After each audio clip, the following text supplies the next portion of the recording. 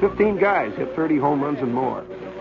And quite a few guys, his own teammate hit 58, wasn't it, 56, something like that, Mickey Mantle. So everybody was hitting home runs. So the home run no longer has any meaning. It's like baskets. So if a guy scores 67 baskets in one game, a basket no longer means much. I suppose this is all part of the general attitude. But it's an interesting thing. And to watch that today on television, these guys running around out there, I was reminded immediately when I saw the poor old Kansas City Athletics, I was reminded of a softball team, the Eastman Kodaks, something like that. You know, you can see them playing under the light. And to make it even more interesting, you know, their uniforms are this shiny stuff, this sateen stuff. Oh, yeah, sure.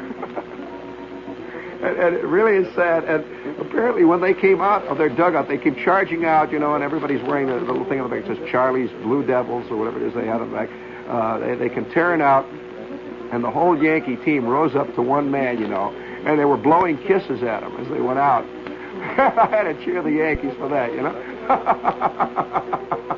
And they go trotting out there. And it would have been, you know, of course, it would have been nice had they come up to their uniforms, but as it was, I was gratified to see that they played to the absolute level of the suits they were wearing, which was roughly like, I'd say Class D softball. It was pretty good, pretty fast game, but not much real hitting, and a lot of sloppy base running. But it was fun to watch, you know, with all those yellow uniforms running around there, those gold hats flying into the dirt. It's funny. It was nice to see one guy take a head-first slide, and he had an interesting pastel suit, and for that minute, he just shoom right in, you know. I can imagine Charlie Finley went, "Hey, that's $17 cleaning bill, one of them suits.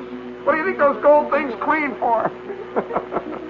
and the Yankees, of course, look great in their gray their gray traveling uniforms. They look like the Yankees, fiendish. They did not need Blue Devils on the back to convince anybody after a couple of those belted triples. Well, now, this is part of our whole packaging world. We believe in packaging fun today. You know, we don't believe in having fun. We believe in packaging it, which is a very different thing. It can be embodied it can be shown. Have you watched any of those television commercials recently, the beer commercials? Well, have you seen those wild, insane moments of fun these people are having? The singer comes, "Wonderful day, they're having a wonderful day." And these people are playing this kid game, like tug of war, or one of those exciting games like sack race. And they're all going, "Oh, Eddie, no, stop it, Ed. No, I was pointing to the other one. That's all right. No, now it's too late. When I go like that, that means that. It's too late." It's all right, Ed. See, you and Walt don't exchange signals enough when you leave. You talk about the weather and the log, the show. Come on. But nevertheless, that to me is an example of the kind of package whoopee which the Kansas City Athletics represent. I hope, since the Mets are obviously a very exciting but very I also go on. I'm going to go on hand and predict this: that the Mets are going to be a lot better ball club than most of the writers say they are. I suspect the Mets. Yes, really, they're a fine ball club, and yes, they are. Of course, New York is an interesting town. I say New York measures a team entirely by the won and lost record. To them, that's what makes a good ball club. If it won, and give you an example of that, in 1959, when the Yankees won the pennant, they were a bunch of bums. They wanted to fire everybody. One of my nutty friends is a Yankee fan. He wanted to get rid of Mantle right then. Clean out that whole bunch of bums. What a rotten team. Second-rate us. We face second-rate team. The next year, the same team won the pennant by 45 runs, by 45 games. They're off and running. You should have heard him then. It's like he had completely forgotten 59. You know, the same clowns. Now they're great. He says, you got to hand it to the Yankees, the greatest team.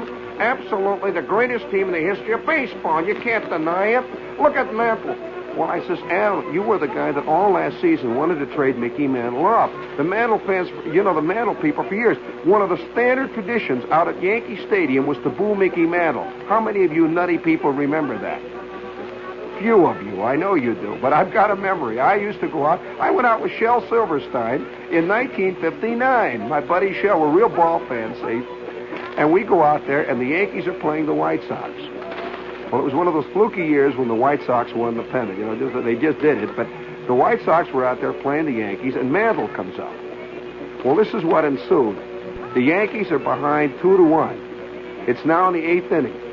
Mantle had gotten 2 of the 3 hits that the Yankees had gotten. Apparently, the fans were mad because Mantle hadn't hit any out of the park yet. That was what he hadn't done. So here's what happened. Mantle comes up to the plate, and you hear,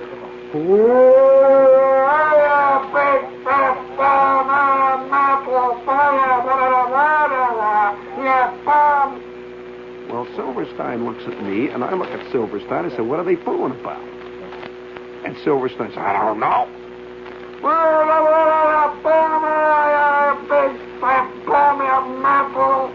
Well, Mantle misses the first pitch.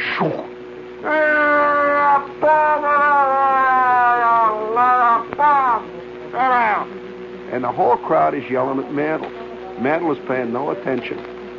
Finally, Mantle pops up, and the crowd en masse stood to its feet as he came in, trotting into the dugout. Well, I look at Shel, and I say, Shel, for crying out loud, this is the best ball player they've had since Babe Ruth. And Shel says, forget it. They're not ball fans. They're Yankee fans. They ain't winning. Kill them. Well, now, that's the way we feel about the Mets, unfortunately. It's a funny world. And I think one day the whole world is going to be taken over by Yankee fans. I don't know what would happen. Hey, you Yankee fans, what would happen if in the other 9 cities of the league, they were like you guys? Do you realize what would happen? The Senators have not won a pennant in 40 years. Do you realize what would happen in Washington? There just wouldn't be a ball team, that's all. You know. The White Sox won a pennant in 59. It was the first one they'd won since 1919. There were entire generations of White Sox fans who grew to maturity and died and never saw the White Sox higher than 4th place. That was the one big year when Appling hit 388. And they talked about that for 20 years afterwards, the time we got in the first division. Well, I don't know. You see, of course, that's another story. It's a very complicated problem because New York is that way. New York cannot tolerate it because it has a losing hockey team. Doesn't know what to make of that. Oh, absolutely. It just doesn't know what to make of this. By definition, it should be a winning team. It's New York. And it's New York rather than Toronto. Even Toronto's a dead town. Come to Toronto. What are you? Toronto, Maple, nothing town. And so we can't even support a basketball team because it's losing. Oh, yeah, be careful. We have no room for losers in this town.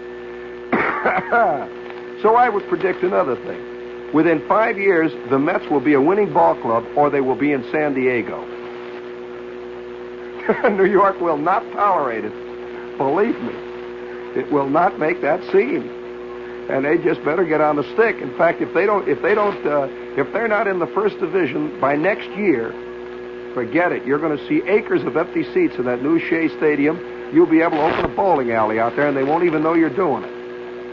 Right out there in the left center field. And have daylight bowling and not bother anybody. That's just the way the Yankee and the New York fans are in general.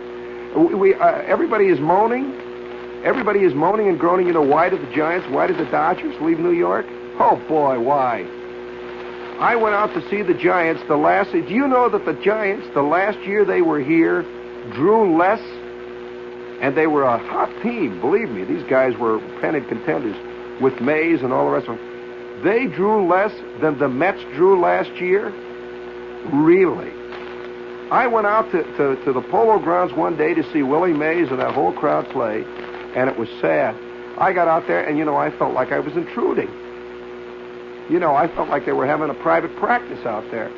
And you should have heard the crying when they left town. All the ball, of course, the crying was not among fans, it was among sports writers who loved all that freeloading, that you get out there at the Polo Grounds with the Giants. They love that traveling around and going down to Fort Lauderdale, and getting put up and all that. What are you going to do? Obviously, there's going to be half the number of guys go out of town when two ball teams leave you just can't. That terrible production there. Well, of course, the same thing was happening at the Dodger field. You just couldn't do it. You couldn't make the scene. But that's New York. It's just the way we are. We're terrible. We're just wild front runners. And I would be willing to bet that within a couple of years, of course, there is a distinct group of people in New York that's grown up in the last 5 years that might be called freewheeling masochists. This is a great rabble horde. They wherever there is a loser, they identify with it, as long as they themselves aren't losers. Now that's very. It's like a really profound New York Post reader, who's got a nice job, he's making dough, and he's doing pretty good, but he really gets mad about what's going on in Mobile. It's this kind of vicarious identification with the losers. As long as you aren't yourself a loser, it's a very different kind of thing. If you're a loser yourself, then you're not really an identity. Then you get mad. That's another story. I remember going out to the Mets ballpark late in the season last year when the Mets were about 49 games out of first, and dropping steadily like the bottom had fallen out. And it was all filled with thin girls, the kind you can just see carrying peace signs, the kind that are all involved in the living theater and all that sort of thing. And they got the Harlequin glasses, and they're carrying the whole bit, and they're all sitting out there and angrily watching the Mets drop another one, but afraid any minute now they're liable to bust out with 15 runs in the seventh inning, that kind of thing. I don't know what's going to happen. I suspect that if the Mets, on the other hand, thinking about it, if the Mets ever got into a prolonged winning streak, I believe they would lose a lot of their regular fans, because I can hear them down in the Village already saying, the Mets are gone commercial. Just like the Yankees.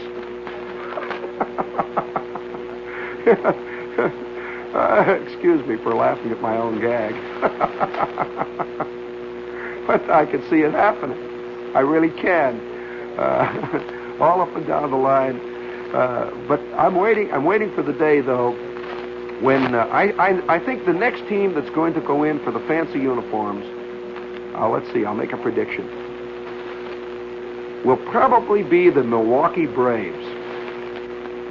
I suspect you're liable to see sateen uniforms on the Milwaukee Braves, red, white, and blue, and red, white, and blue, and they're going to have red, white, and blue caps with stars, white stars around the back. Those are jazzy softball-type uniforms, and they're going to play all their games at night, and the uniforms are going to shine in the dark.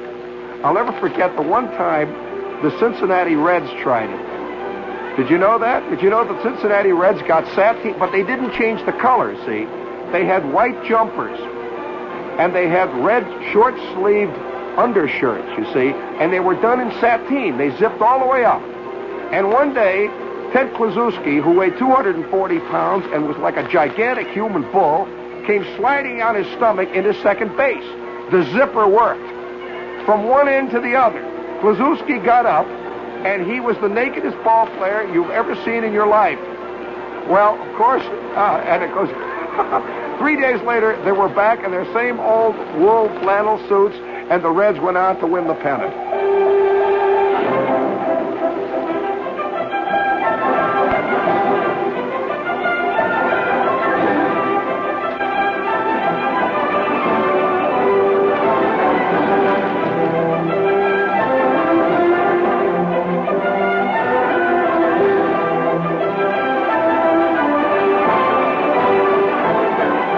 WOR Radio, your station for news. Don't miss Red Skelton, Gloria DeHaven, and Walter Slezak in The Yellow Cabman, Friday night at 7:30 on WOR TV Channel 9's The Big Preview. Marlon Brando will be joining Martha Dean tomorrow morning at 10:15, right here over WOR AM and WOR FM. Your RKO General Station in New York. It's exactly midnight, time for